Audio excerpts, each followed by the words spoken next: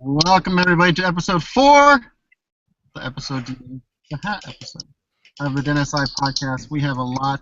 There's like 1,000 people on the show here today. They all have amazing hats except for Susan, but we still love her anyway. Susan, just for that, you have to bring the best hat to Den SI that we've ever seen in the whole world. I'm sorry, my costume doesn't need a hat. You add a hat to your costume. Any costume can use a hat. Nope, not mine. Well, then you know what? I'm bringing this hat for you, and you're gonna wear it. All right. Let's just go through. It's great to see everybody. I'm gonna have to start with guys with my sound. I'm gonna have to pop out and come back in. Okay. Sorry. No worries. All right. Let's start and get to know everybody. I'm gonna start with Deb. Just tell us who you are, where you're from, what you do, and maybe how many times you've been to Summer Institute. Well, my name is Deb. I'm a lip reader. I can't hear you, Deb. Deb, you might have to go out and come back in also. Oh my gosh. All right, and there were 4. We'll pretend like it never happened. I'll edit it out later. All right, why don't we get to know some of the people on the line here. Francie, I'm going to start with you since you're first in alphabetical order there. Tell us a little bit about yourself, who you are, where you're from, what you do, and how many times you've been to Summer Institute. I'm Francie Snyder, and I'm educated and gifted at 2, soon-to-be 3 elementary schools in Manatee County, Florida. This will be my 5th Den SI, which I am so excited, and every single time I get into Den SI, I am so thrilled and happy and so thankful for the opportunity that he provides for us. All right, well, welcome aboard. Deb, how are you doing today? Can you hear me now? We can hear you just fine. Yay! I'm Deb Tonis. I teach 4th grade in Massachusetts, and this will be my sixth Den SI. And this hat actually came from the one that was in Montana for my costume. Deb, does that hat, do those light up on their own, or is it just like reflections? No, it's actually got a battery and it lights up. Yep. Susan, I want you to notice the effort that Deb put in here today. All right, going over to Kim. Kim, welcome. Tell us a little bit about yourself. Hi, my name is Kim Miller, and I'm a 2nd grade teacher at Barbara Morgan STEM Academy, and I live in Idaho.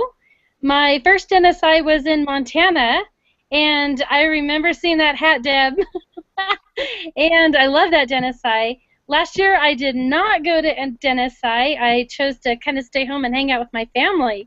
So I am super excited to be back this year. It's great to be back and so grateful to be chosen. So it's my 4th Den SI, and I was at Vermont and in Tennessee. So it'll be a good one. I'm excited to be there. All right, well, we're glad to have you back, Kim. That's for certain. Lindsay, welcome back to the show. How you doing? I'm doing well, Brandon. How are you? I'm great. I'm Lindsay Foster from Fort Worth, Texas, and I teach 6th grade English language arts. And this is my 3rd Den SI. My first one was Nashville. All right. I forgot to ask Francie and Kim about your hats, where you got them from. My what? Where'd you get your hat from, Francie? Oh, I just bought it off of Amazon, like last week. Nothing in there.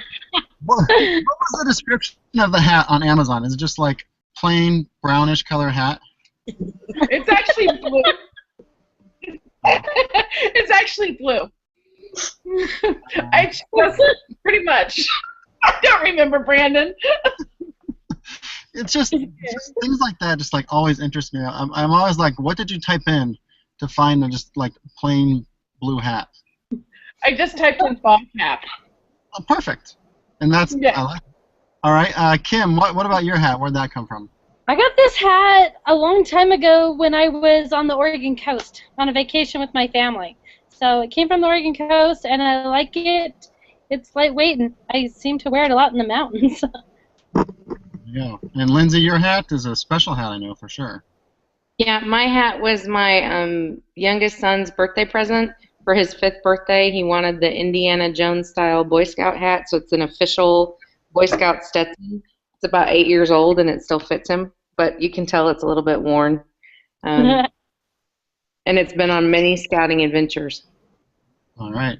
Well, I love it. All right, Susan, tell us a little bit about yourself. Thank you so much for giving me a hard time about my hat, Brandon. I appreciate that very much. I didn't get the hat memo, so that's why I'm hatless. So hi, I'm Susan Bowden. I'm from Albuquerque, New Mexico. I am a teacher librarian. I work with kinder through 5th grade kiddos. And where most of you are saying, yay, we're on summer break, I'm actually back in school because I'm doing summer school. Yay! Susan, if you were wearing a hat, what would it look like?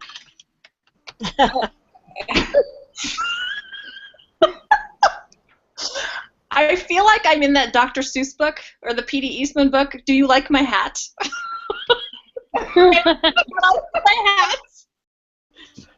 I see you as more of like a visor person anyway. All right. Oh, no. You know, my head's too big, and so hats don't fit right, so I don't wear hats. All right. Well, we'll find one for you. Teresa, tell us a little bit about yourself. Hi, I'm Teresa Thomason from Gastonia, North Carolina. I'm an instructional technology facilitator for K-5 schools. I do 5 schools in our district, and this will be my 2nd DNSI. First one was last year in Washington, and I'm so excited that I get that opportunity again. All right, and tell us a little bit about your hat. My hat came from St. Martin. We were on a cruise in the Southern Caribbean, and I wanted one of the hats that they have there, so makes me think of the beach and warm weather and all that good stuff. Look how much we're learning about each other and like the things we do. Well, my hat came from an Angel game that's free. You got a free hat and a taco, and it's what I wear at. Free hat and a taco? You appreciate more, the free hat or the taco? Well, it's a 50-50 toss-up. All right. You know, let's talk about the reason why we're all here. All 6 of you are past DNSI attendees. What is it that makes you keep coming back for more? Kim, I'm going to start with you. What keeps you coming back for more? Probably the very same thing that I noticed the first DNSI that I went to in Montana. I think that a lot of times we feel like we get isolated and we're the only ones out there championing for the good stuff, and we're always fighting the tide of negativity or fighting the tide of woe is education. And every time I go to Dennis, I not only like learn new things and I love all the people, but it always rejuvenates my attitude, and I definitely get a sense of like I am not alone in this. There are lots of other people that are passionate and excited and positive, and they like where education is going. So every year I need that fill you back up experience. And I did notice last year, you know, not going because I chose to stay with my family, that even through the Not at Dennisai group, that we were able to connect, and you can kind of get a sense of that there. But there is definitely something about being there in person, that attitude that just fills you up and keeps you going all year long. So I guess I'm addicted to that attitude. All right, well, it's good to have you back this year. Francie, what about you? What keeps you coming back year after year? You know, I have to kind of sort of agree with Kim on that one. It is the attitude that really the participants bring, not that the staff doesn't do, the DEN staff doesn't do like a phenomenal job of that, but they actually facilitate that. And I just think the people are what keep me coming back. Yeah, there's plenty to learn. There's always plenty to learn. But I think it's the people and the connections and just feeling a part of it. And the positive, it's always positive, which I love. I totally agree with everything Kim said. Deb, you know, the people and the connections and the family feel is something that we hear over and over again. Why does it get like that? Why is it that feeling of such close bondedness? You know, it's funny because I remember Porter Palmer one time explaining that even Discovery Education really doesn't fully understand how it all came to be. It was just, I guess, a little bit of magic of the personalities that got together 10 years ago and really started the Den. I don't think Discovery started it. I believe it was leadership councils that got together and started it. And I think that ground up kind of movement is so much more powerful than a top-down. And I know that even the people who are with Discovery in the UK come trying to figure out how they can try to nurture this and recreate this for the United, for the Brits. And it's something that you really can't define. And I think until people go and experience it, they're never going to fully understand what it is. It's a real magical thing. It's having everybody there. You just trust them to have your back in so many ways, and to be so open and sharing and caring and supportive. It's just, like I said last year with you, it's teacher heaven. It really is like teacher heaven, and it's amazing. Now, speaking of, go ahead.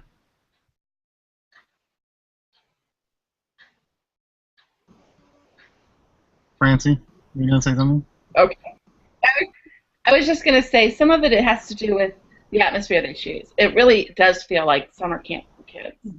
I always tell my friends here that I'm, sort of going to a conference that's more like summer camp. You live and breathe with everybody. And, at first, the first NSI is like, I don't want to stay in the dorm. And then after that, it's like, I can't imagine doing it any other way. I like being with everybody and having to pack sheets and extra towels and all the crazy stuff we have to pack. It's worth it. Yeah. I think the tribe thing kind of speaks to that too, because last year was my first one, and honestly, the very first night I was terrified because, I knew a few people, but not very many. But everybody was so welcoming and wanted to make sure that I knew where I was going and what was going on and making connections with other people, and it was awesome.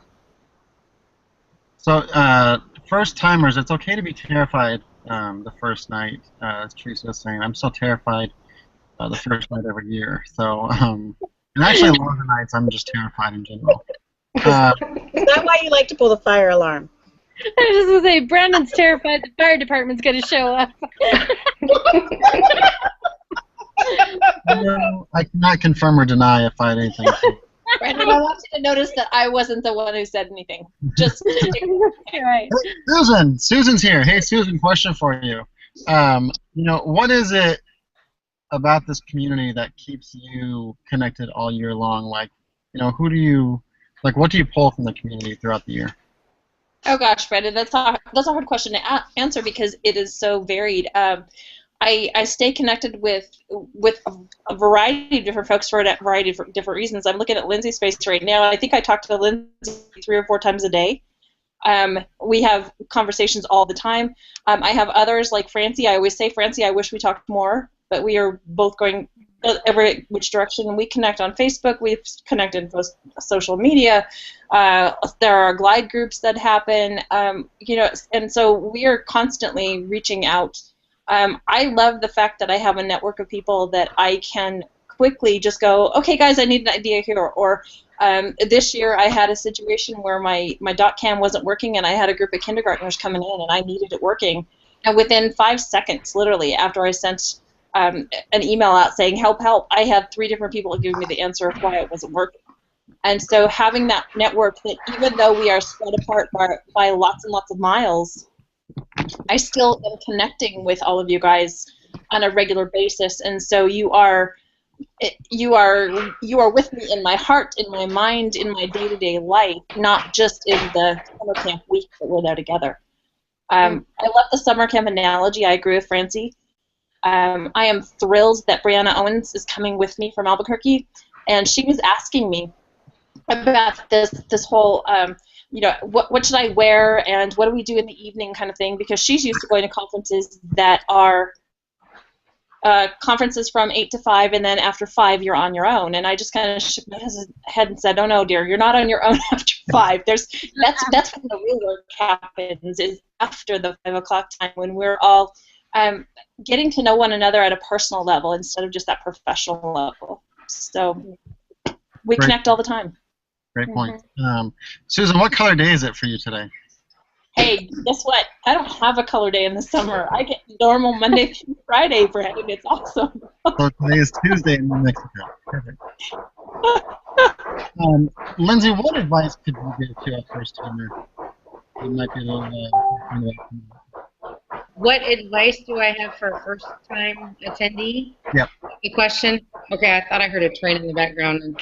I'm on my own little train. Sam's shooting you around, riding around, because Rodney was calling me on the phone. I think probably one of the best pieces of advice that I got as a first-time attendee a couple of years ago, and maybe Teresa can speak more to this because she's fresher as a new attendee. I mean, she's a year out from it. But the best piece of advice I got was take one thing away a day. Don't try to absorb it all. No matter how much of a sponge you are, at some point during the week you are going to be like, your brain is going to explode and leak out your ear, and you're just not going to be able to comprehend it. It's so much. It's so much to just take in and absorb and connect with people and get names. And I think, you know, the best part is the collaborative document. You can always go back and talk to people and ask them about their presentation, or sit down with them at lunch and say, I missed your presentation because I went to this other presentation, and can you tell me what you talked about? And people are so willing to share, but don't feel like you have to do it all. Mm-hmm. Good advice. Teresa, what's something last year that you wish you would have brought, but you forgot at home or didn't think about it? Anything in particular you could think of? Yes, a fitted sheet. Because every time you turn over, your sheets come untucked, and that drove me crazy. You didn't get my message about the duct tape I bought. I didn't until this year, and I thought, wow, that's the best idea. I think Susan was the one that said that. So yes, bring duct tape, and definitely bring a towel, which is mentioned, because the towels that were given last year were kind of skimpy. They're like this big. Yes, there was an interesting thing that happened with that towel too, so just kind of know to bring a towel. Yeah. I'm just gonna let that one sit out there. They can ask when they get to Chicago this year, what was the deal about the towel? I don't know that I even know what happened with the towel. I think it has to be shared now. What happened with the towel? It wasn't me that it happened to, but somebody got locked out of the room and only had the towel, and it wasn't big enough to cover. I know as far as we need to go probably for tonight. I know who that was. It wasn't me, but I know who it was. We'll let you watching at home fill in your own blanks. Serves them right for leaving the room in that towel. One of the den.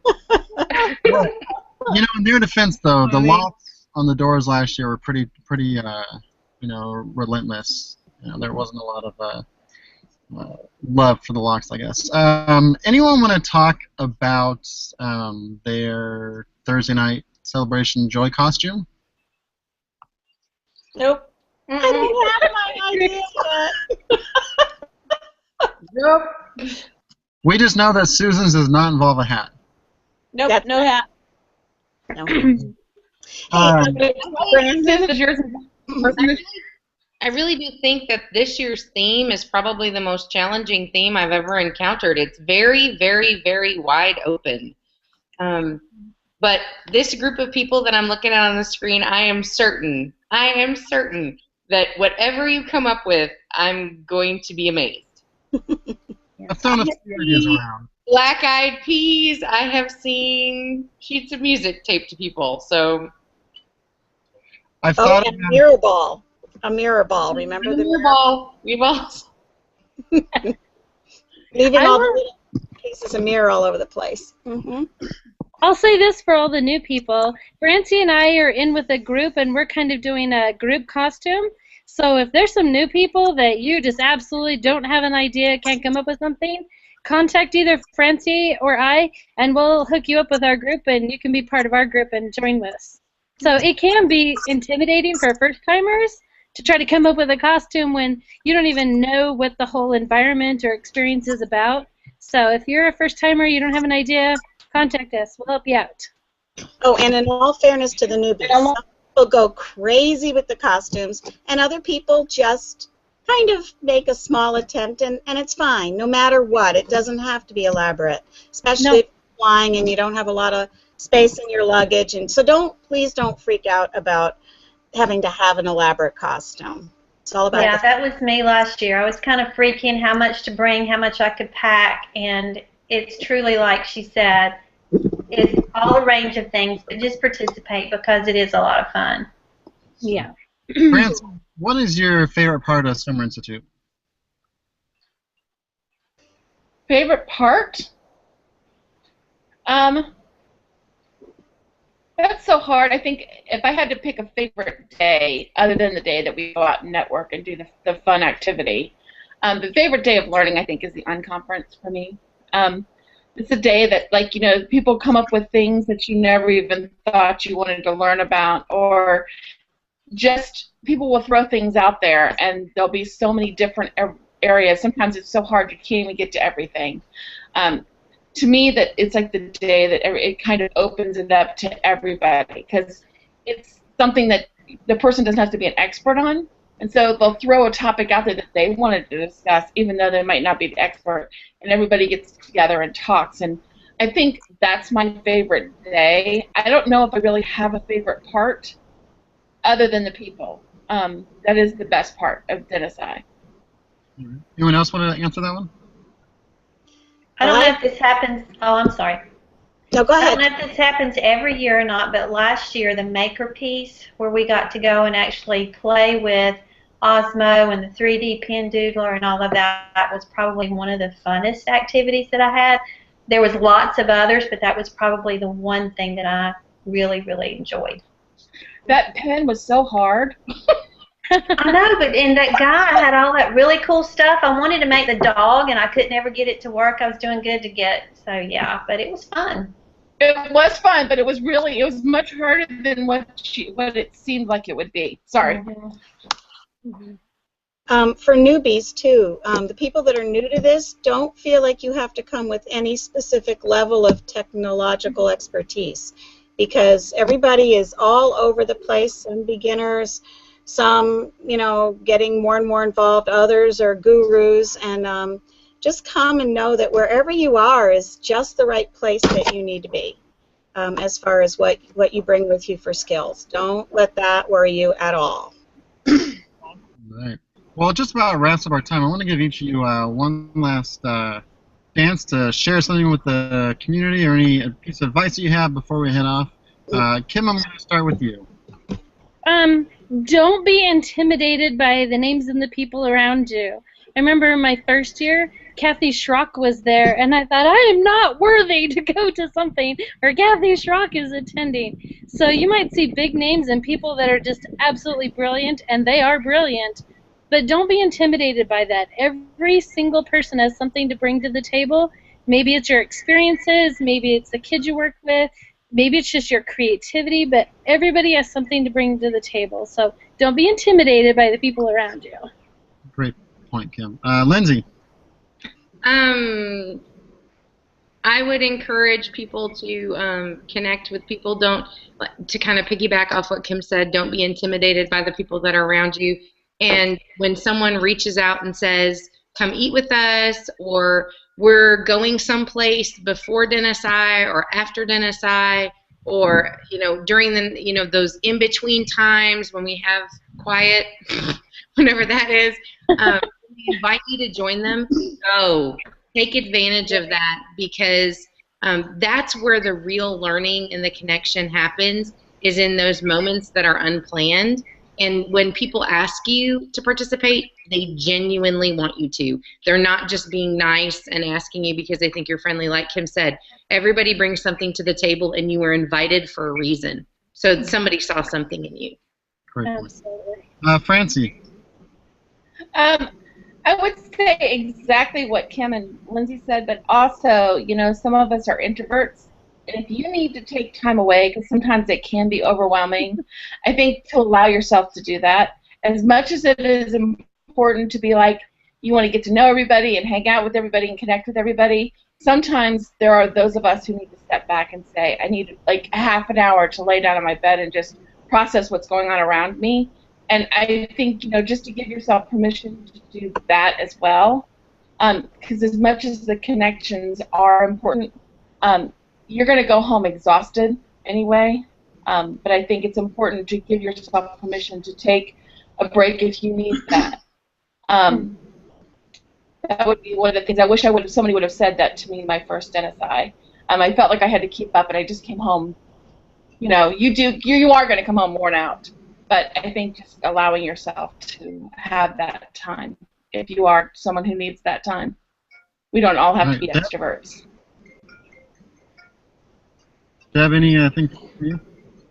Well, I do think that the connections that you do make at DNSI they're just very unique. A quick story about Dana Johnson. She had put out on our Facebook group that she was thinking of coming out to the Boston Day of Discovery and who was going to be there. So I said to her, well, I live in the area. Come stay with me. And she did, and we got to know each other better, and we spent a day in Boston, and then we presented at the Day of Discovery. But what was so cool was the people at her school and the people at my school didn't understand how we could do that when we actually barely knew each other. But the fact that we're all part of the den was, of course you can stay at my house, and and I'll show you around. And she said, do you know Deb well? And she goes, well, I know her a little, but not all that well. And they're like, really? And they don't understand. So it is a very unique thing you're going to experience. That reaching out and being open is just amazing. All right, Teresa, anything from you? As an introvert myself, I'm going to totally agree with Francine. You need to take some time to kind of process everything, and I've said this on our Edmodo group too. Plan on taking some time when you get back, because you are exhausted and you've got to process everything that you've learned and all the stuff you want to try, but you've got to rest your body too. So just have some time when you get back just to kind of chill. All right, and Susan, I'm going to let you have the last word today. You made me go last because I have no hat, right? I have to piggyback with Teresa and Francie that time to process is critical. When I've talked to other folks and shared my experiences, I've told them that usually Tuesday midday is where I start kind of feeling like it's here and I can't fill up anymore, and I need to take some time. And I'm not good about that because I don't want to miss anything. But what I've found is that if you keep pushing yourself and you keep going, then you can't take any more in because you're just at a max. So take that time for yourself, or find a small group. Find a small group that you can kind of debrief and process with, so that you have the energy to go back at it again. The other thing that I have found, for those of you who haven't figured your travel arrangements out yet, my first DNSI, I had to be on an airplane, I think it was at 12:15 on Friday. And so I hit the ground running, and I was immediately on an airplane and heading back home, which meant that by the time I got home, I was wasted. Emotionally, physically, everything, I was done. And so I intentionally now plan to stay over Friday night. Lindsay and I will be in town until, what, Lindsay, about noon on Saturday? On Saturday, yeah. And so we'll be looking for folks to hang out with, just to do some of that coming down from the ride time. Mm-hmm. So the invitation's out there and open. We'd love to hang out with you afterwards to just kind of have that de-escalation time, so we can re-enter the real world with kids and dogs and families and all of that. So. All right. Well, thank you, everybody, for your we learned a lot here today. And thank you, everyone, for joining us. For all your Summer Institute information, head over to denssummerinstitute.com and be sure to check up on the Edmodo group for your updates. So thank you, everyone, for being here, and we will see you next time. Thanks, Brandon. Thanks, Brandon.